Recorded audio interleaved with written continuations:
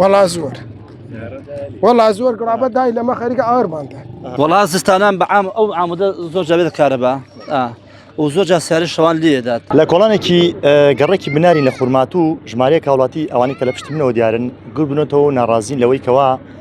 ماوەیەکی زۆرە ژمارەیەک ستۆنی کارەبا لە ناوڕاستی شەقامەکە دانراون یعنی زۆر جارە بێتە هۆی مەترسی ئەوەی کەوا کاربا دروستەکە منداڵانی زیکەون و زۆر جاری ڕووداوی چۆشی لێکەوتەوە تۆ منێ بچمە لایەن بازیاتر خۆیان بدوێنم سڵاوتان لێ بێت مامەگیان ئێوە گرفتان چێ لەگەڵم ستۆنانەیە والله براك ما قرفت مع أويا بيجي قلابة بيزال مالك ليه كمسة ها هلا بعني تاي وارق قلابة بيسي وفرية ها بيزال مالك ليه دعوة صاقة من أنا ودشتو توز توخسر معنا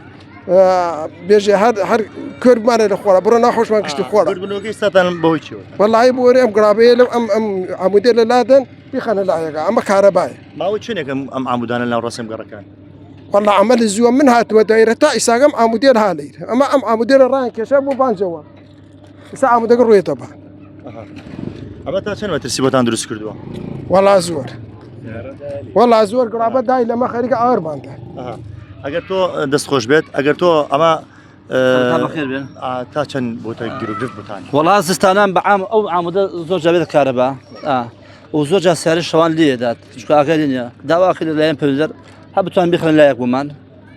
خوشتي أزور أحسن يعني لما دوسرة دوام أخير الدكتور هنا فاضل عباس داري كهرباء تنادوا بيجلس ناتبرو يشترم عمودان دانرا ماڵەکان لێو بوون یاخود ماڵ لە بدوات عمود ليه شان صالة عمود ليه بس دواخل لا يدش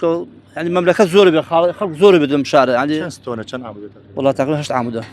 يكودو 6 عمود 8 عمودة تقريبا باشەمە شەوان نابێتەوەی کەوا والله زور جسار ليه دا ماتور ليه دات أو بتايبتي يك عمود دو عمود ده كهرباء يعني بس أنا معدل كهرباء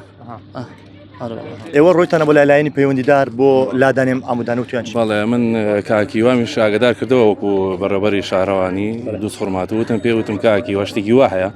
ئەم تقریبا دەوری 160 مترێکە ئەم قیرتاویش ماوە بۆ مابکەن تایسە نەکراوە و ئەم عامودانە ئەوە بەڵگەیە کە گڵابلی داوە ئەویش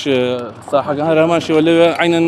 ئەو شەوە سیارە دایلی ئەمەیانش یعنی ئەم سی عامودە تایساکە بڵام چەند جار سیارە لیداوە باشە اینجا داواکارێکی ئەمەوە نییە بڵێ وڵی ناکرێت و قرس بێ بۆ لایانی پەیوەندیدار و بۆ حکوومەت ئەمە شتێکی زۆرە ئاسایی و ئاسانە ئەکرێت لابدرێ